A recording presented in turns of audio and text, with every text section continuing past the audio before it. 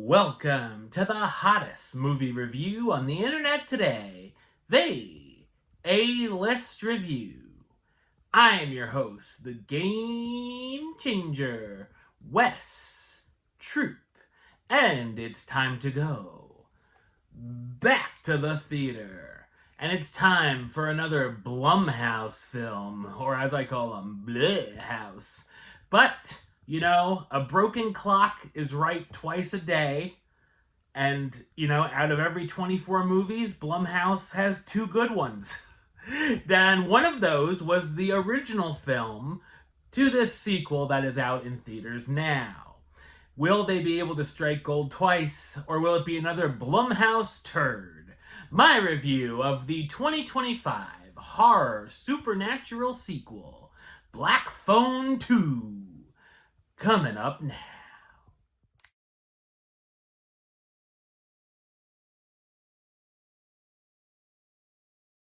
As Finn, now 17, struggles with life after his captivity, his sister begins receiving calls in her dreams from the Black Phone and seeing disturbing visions of three boys being stalked at a winter camp known as Alpine Lake. So what did I think of Black Phone 2? I thought it's a disappointing and frustrating supernatural horror sequel. It's co-written and directed by Scott Derrickson, who's also known for directing films such as The Exorcism of Emily Rose, Sinister, Doctor Strange, The Gorge, and of course, The Black Phone. I enjoyed the first film, which feels a lot more grounded than this sequel, which feels vastly different. It's set in the early 1980s, 4 years after Finn escaped the Grabber, the serial killer with a supernatural phone in his basement. While Finn is dealing with the trauma from that experience, his sister Gwen is having psychic dreams and visions. The Black Phone begins ringing again, and somehow, the Grabber has returned, and is making some of the phone calls. This all leads Gwen, Finn, and Ernesto, a fellow classmate who has a crush on Gwen, to a Christian camp to try and solve the mystery.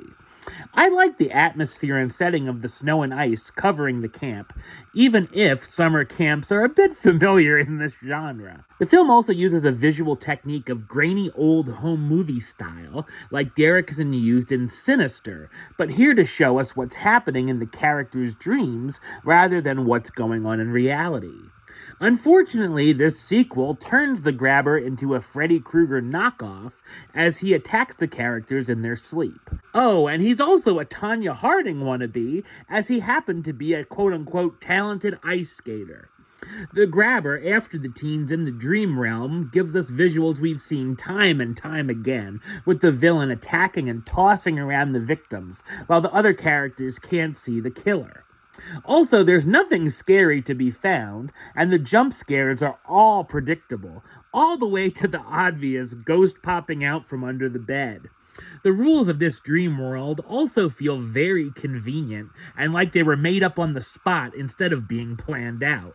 In fact, the film is such an unnecessary sequel to begin with, it feels like no one was expecting there to be one, so they had to scramble for ideas in the first place. We also learn a few more things about the Blake family that feel shoehorned in. While there are a few good laughs, mostly from Gwen, the other attempts at jokes fall flat, and there's an abundance of corny, cringeworthy dialogue. The film is very much a slow burn, especially in the beginning, but it ranges on boring at times, and the runtime has no business being almost 2 hours. There's easily at least 20 minutes that could have been edited down.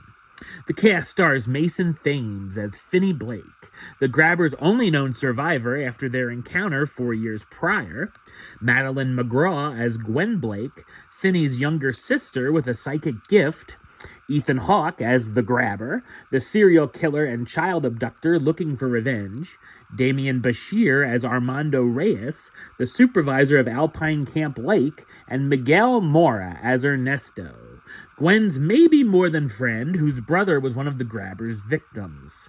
Black Phone 2 tries to do something different, which I at least give it credit for, but ultimately feels like the Grabber has only come back for the cash, and left me as cold as a Mr. Freeze ice pop. Number-wise, I'm going to give it a 4 out of 10, which gives it the A-list rating of meh. You know, it's okay. Alright, well, that's the show. I'll be back with another review very soon. But until then, don't forget to like, comment, and subscribe right here on YouTube. YouTube.com/Westside of 515. Like the show on Facebook, Facebook.com/WestTruePaylist. And of course, you can follow me on the Instagram and Letterboxd at WestAlist. Until next time, Troop out.